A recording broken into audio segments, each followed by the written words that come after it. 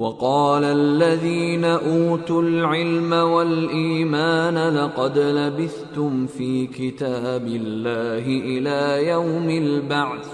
فهذا يوم البعث ولكنكم كنتم لا تعلمون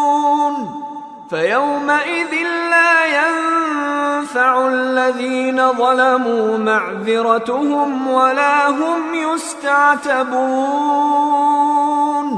ولقد ضربنا للناس في هذا القرآن من كل مثل ولئن جئتهم بآية ليقولن الذين كفروا إن أنتم إلا مبطلون